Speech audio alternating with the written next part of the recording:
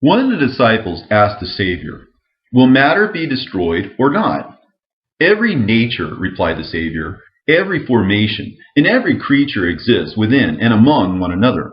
Each will, in turn, be resolved again into its own root, for into its original root does the essence of all matter return. Whoever has ears to hear had better hear." Peter said, "Since you have been revealing all things to us, describe to us also the sin of the world." "The sin does not lie in this world," the Savior replied. "It is you who bring sin about through your pursuit of the adulterous nature, and this creates the perception of sin. It was to restore every essence of every nature to its proper root that the good came down to be with you. This is why sickness and death remain with you," he continued, "for you give yourselves over to the thing that misleads you. Whoever has a mind that can grasp this, let him understand. Matter brought passion into existence, and this passion had no counterpart, since it came into being against nature. Then a disturbance arose in the entire body, which was why I told you to be of good cheer, and not to conform yourselves to this flesh, but to that other image of nature instead. Whoever has ears that hear, let him hear." After saying all these things, the Blessed One said to them all, "Peace be to you. Make a place within yourself for my peace. Be on the lookout for anyone who leads you astray by saying, 'Look over here,' or 'Look over there.' For the Son of Man lies within yourselves, so you must seek after him. Those who search for him will discover him. Now, go out and preach the gospel of the kingdom, and do not be like the lawgiver, laying down rules beyond those that I have given you, or else they will come to dominate you." And after speaking these words, he left their presence. But all of them were deeply saddened, and through their tears they asked, "How are we supposed to go out to the Gentiles and preach the kingdom of the Son of Man? How ever will we escape when they did not even spare him?" Then Mary, standing up and addressing them all, said to her brothers, "Weep not, do not be sad or lose resolve, for his grace will always be with you, protecting you at all times. Let us instead give praise to his greatness, for he has readied us all and put us in touch with our true humanity." And after she had spoken this, she turned their thoughts toward the good, and they started discussing the words of the Savior. Now there were 3 Marys who walked with Jesus: his mother, his sister, and Mary Magdalene, who was called his companion. His sister, his mother, and his companion were all called Mary. But Mary Magdalene was his companion, and he loved her more than any of the disciples, and he would often kiss her on the mouth.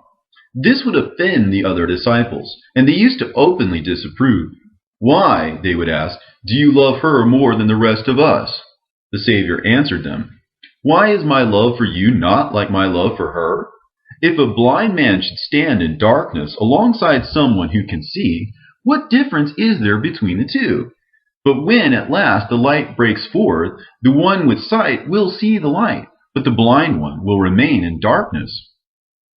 "Sister," Peter questioned Mary, "we know how the Savior favored you above all other women. Tell us what you know and recall of the words that the Savior spoke to you, things that we have not yet known, nor have we so much as heard before." "I will reveal to you all that is hidden from you," answered Mary. And she thus began to speak to them. "I was given a vision of the Lord, and I said to him, 'Lord, this very day have I seen you in a vision.' 'How blessed you are for not wavering at the sight of me,' he answered her, 'for the treasure is in the same place as is the mind.' 'Lord,' I asked, 'is it through the soul or through the spirit that one who sees a vision experiences it?' 'It is through neither the soul nor the spirit that he comes to see,' the Lord replied. 'It is through the mind instead, which exists between these two, that the vision is experienced. And it is through the mind that the soul and the spirit come together.' And Mary continued to relate the hidden things of the Lord to them. Then she related a vision of the soul's passage to them. After meeting up with and overcoming the first power, which is called darkness, the soul approached the second power, which is called desire, and spoke with it. And desire said, 'I never saw you going down, yet now I see you going up. Why are you lying to me? You therefore belong to me.' But the soul responded, You neither saw nor recognized me, but I saw you. You have confused my true self with the clothing that I wore. You never saw me for who I was." The soul, after saying these things, went away rejoicing. Then it came to the third power, which is called ignorance. After closely examining the soul, it demanded, "Where do you think that you are going? You are caught up in fornication. You dare not pass judgment, therefore, because you are bound up in it." And the soul responded, "How can you judge me when I have not myself passed judgment? I have indeed been bound up, but I have not bound up others. No one ever recognized me. Even so, I have recognized the dissolution of all things, both of heaven and of earth." After overcoming the third power, it went on up to and beheld the fourth, which was sevenfold in its appearance. The first form being darkness, the second desire, the third ignorance, the fourth the impulse toward death, the fifth the empire of the flesh, the sixth foolish fleshly logic, and the seventh is the wisdom of wrath. These are the seven wrathful powers. They pose these questions to the soul. "Where have you come from, you slayer of men? And where are you headed, you conqueror of space?" "What had me bound up has been vanquished," the soul replied, "and what had me hedged about has been undone. Desire has lost its grip on me, and my ignorance has died. I was released from this world as an eternal one, and as a type from the type have I been freed from the fleeting fetters of oblivion. From this time and forevermore, throughout the season and the fullness of age, I will rest in silence." And after saying all this, Mary fell silent, for it was up to this point that the Savior had spoken to her. But Andrew complained to the brothers, saying, "You can say what you like about the things she just said, but I, for one, do not believe that the Savior said all that. Come on, what do you suppose? For these things seem vastly different from his thinking, and these teachings certainly contain some strange ideas." And Peter seconded, speaking out against these things.